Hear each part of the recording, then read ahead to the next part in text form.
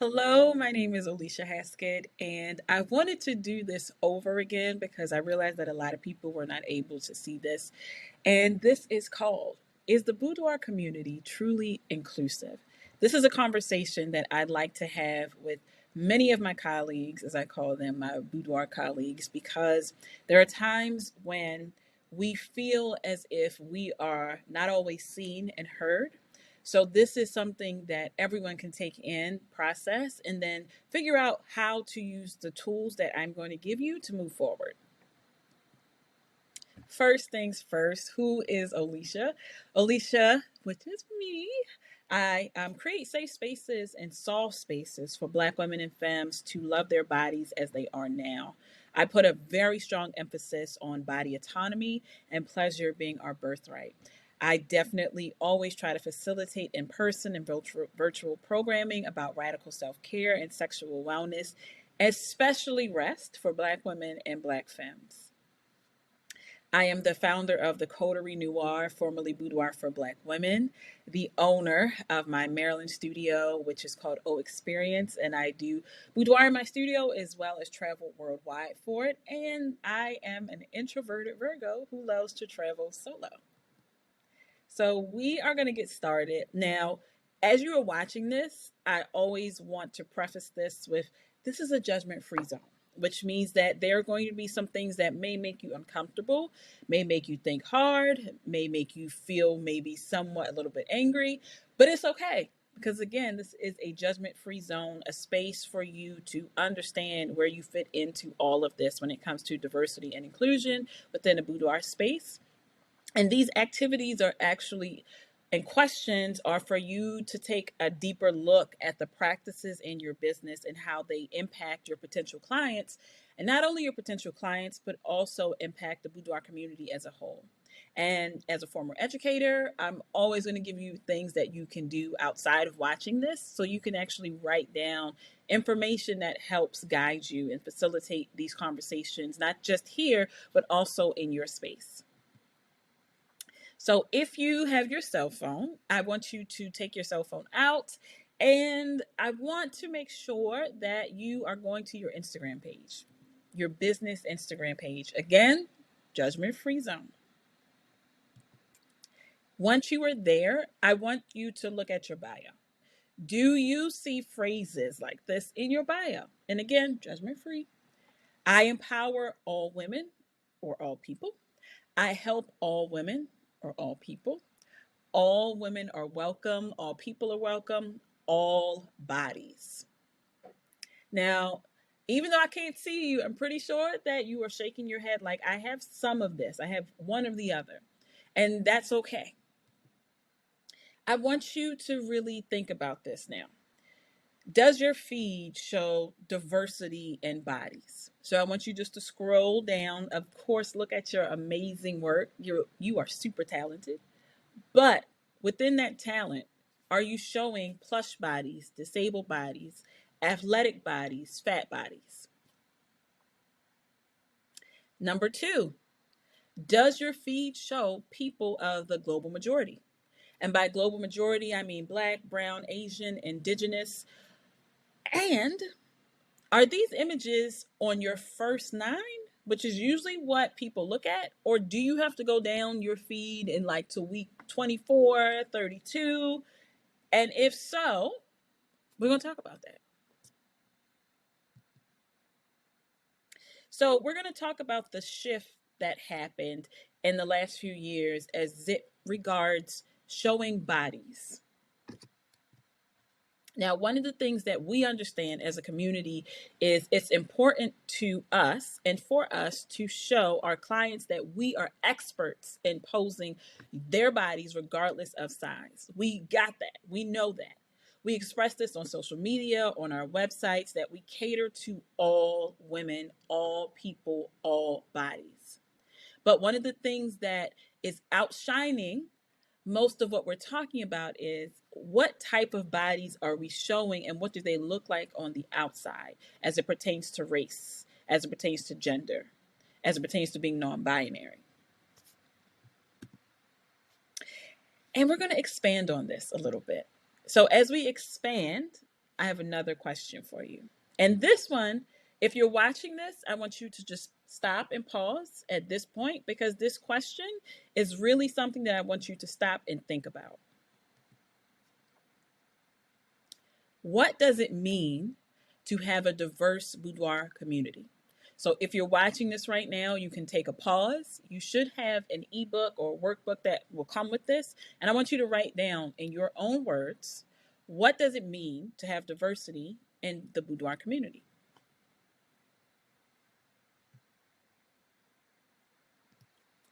Now that you have your answer, let's talk about why I was asked to give this talk. So, again, I create spaces for Black women and Black femmes to get inspiration for their boudoir experiences and also to find trusted and vetted Black boudoir photographers.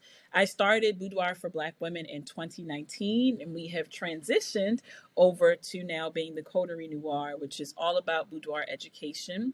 And we wanted to make sure that we had a supportive community for Black boudoir photographers to learn from culturally competent educators in an environment where code switching wasn't necessary.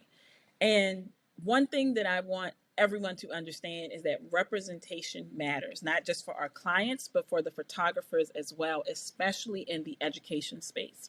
And code switching is when we, and most of the people who are the global majority, have to change up their speech and their language to adapt to social settings where they are not the majority at that time.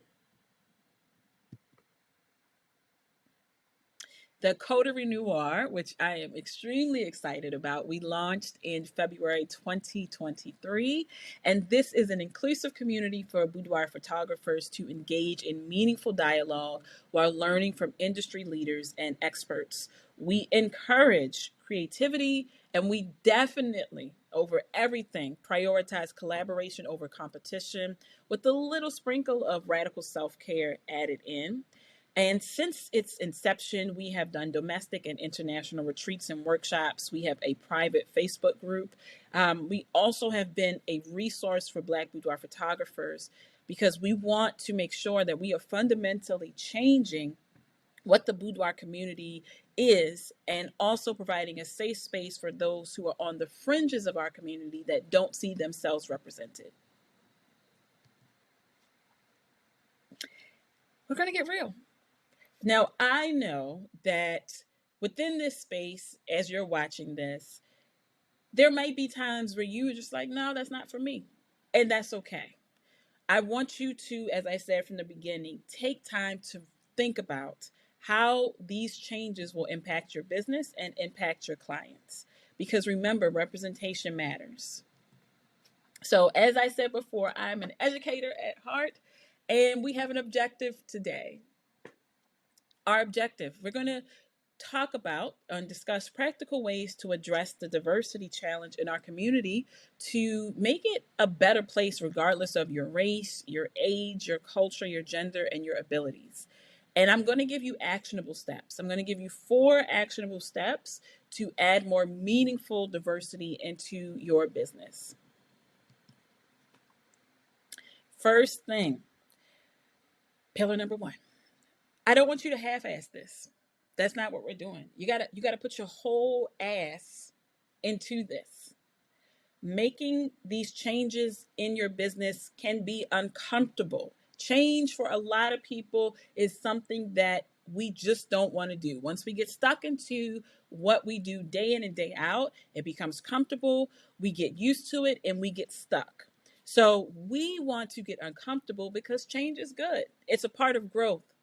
And making these changes in your business will allow you to see how not only will this grow how you see diversity within your business, but also in your personal life.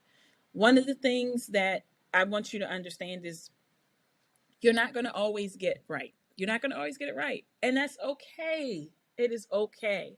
But you must and always understand that if you get called out for doing or saying something from someone from the global majority, you need to make sure that you accept responsibility and learn from it. We cannot grow without making mistakes. Ignorance is not to say that you can say, I didn't understand, I didn't know. You have to do your own research. You have to ask questions. And most important,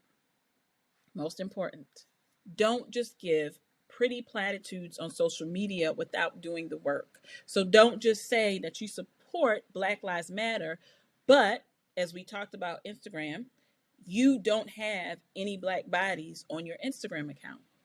Or if you are saying Asian life matters, yet you don't have any people that represent what that looks like on your Instagram account. We need to set parameters of when we say things, we need to back it up with action. So don't just half ass this, put your whole ass into it. Back it up. Next, I know, I understand that we are all tired of social media, but what I want you to do again is I want you to look at who you are following. If you are following people whose work looks just like yours, they look just like you, how are you getting inspiration? How is what they're doing inspiring your work if your work is similar? If they think and feel the same way that you do. So I want you to think about how your feed is curated to show the talent from people from all walks of life. And not just different photographers, but different creatives as well. So I'm going to show you 3 people who inspire me. And I want you to follow all of them. First up is Terry. If you are anywhere in the Boudoir community, you know who Terry is. Like, that is a given. But what I really appreciate and love about Terry is she is a true ally. When I think about allyship, I think about her and how she uses her privilege to make sure that her voice is not louder than the others. And I love that. Her authenticity and transparency about her life and her body are something that I strive for every day, especially with my community. She's not afraid to make mistakes, and she's not afraid to try things, which is what I love with her self-portrait series. And within her self-portrait series, she can be raw. Her images are ethereal, they're playful, and I love that. I love that you just never know what you're going to get with her because she's that creative. So follow her. My next, I absolutely love Black women photographers. I love this page so much because there are photographers that I learn about across the globe who are Black women. And to see the level of talent that is there. I remember when I was coming up and I was in undergrad, I didn't see a lot of Black photographers. But with the invention of Instagram and Facebook and TikTok, I see so many photographers and I just can't keep up with who is who. But with this space, I get to see Black women who are shooting fine art all the way up to the NFL. And for me, coming from, again, being an undergrad and being one of only one Black people in that entire graduating class, this to me is such an amazing thing to see. This organization started in 2020 and they are already at 59,000 followers.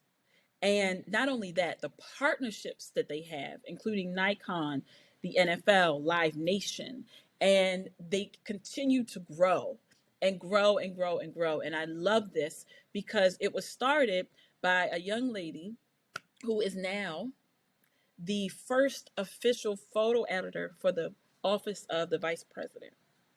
Like, that to me just blows my mind. And she's a self-taught photographer.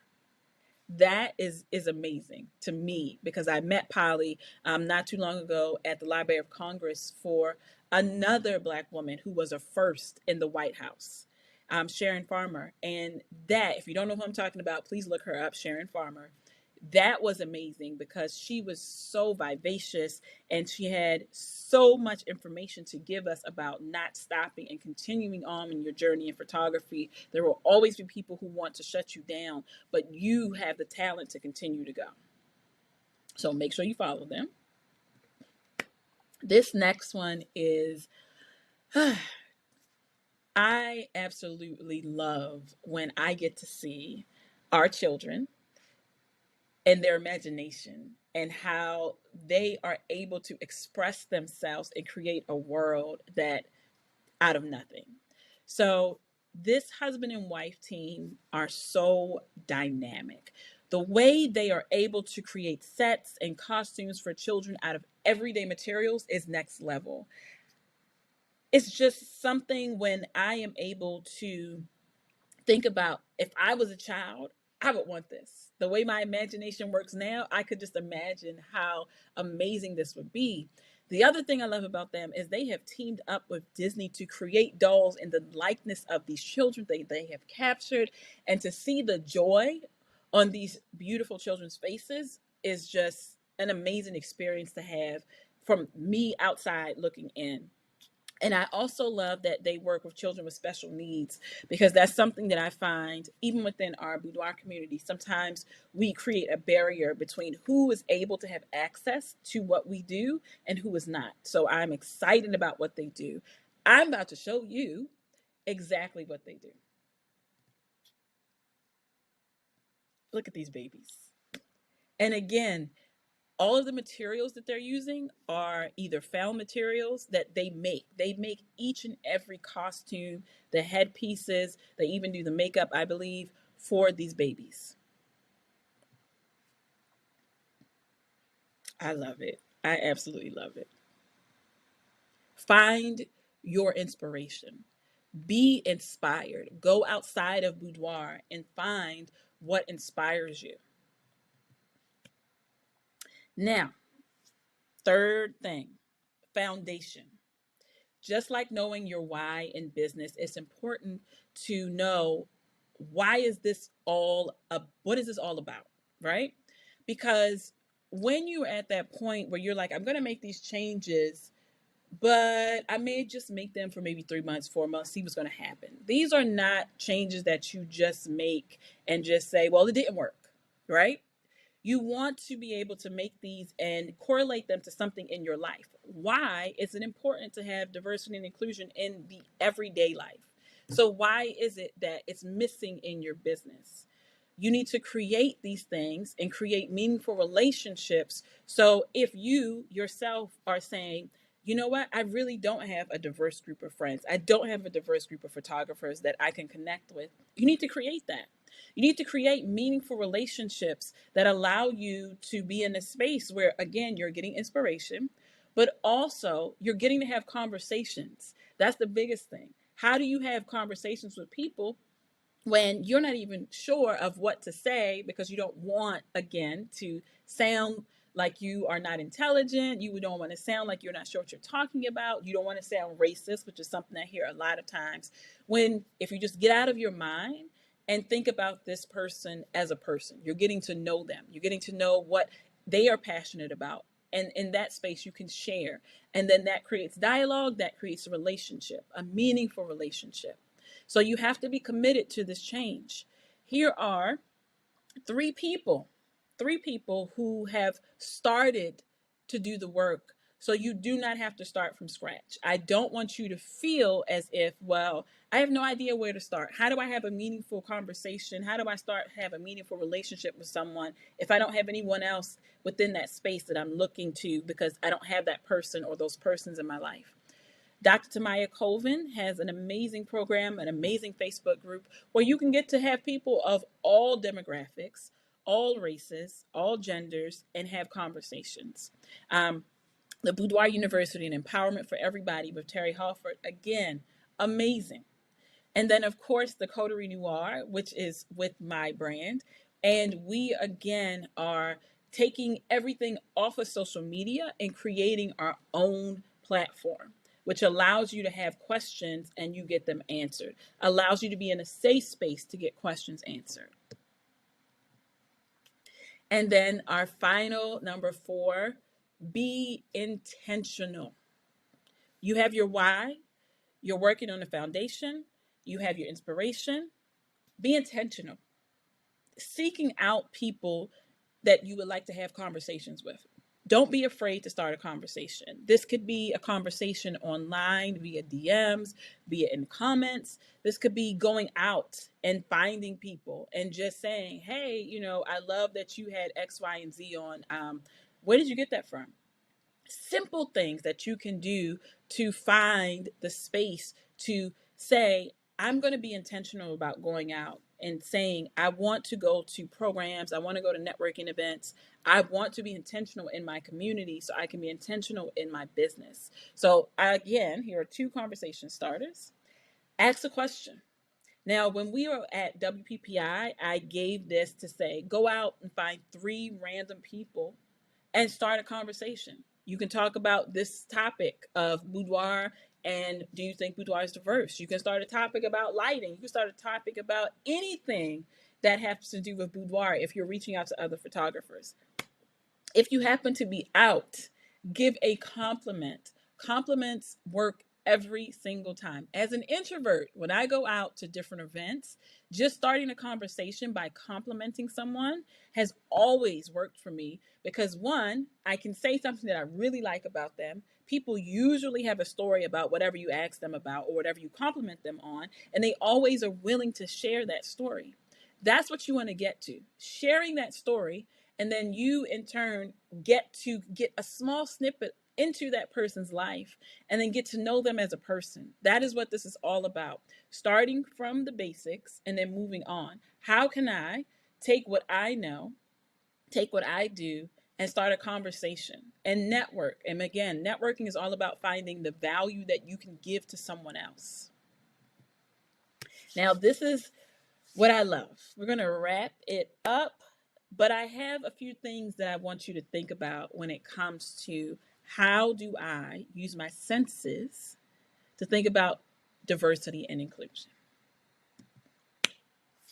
First thing, are you seeing people as they are? Or are you making assumptions about who they are? Again, this comes into play when you are networking. You need to come in with no expectations.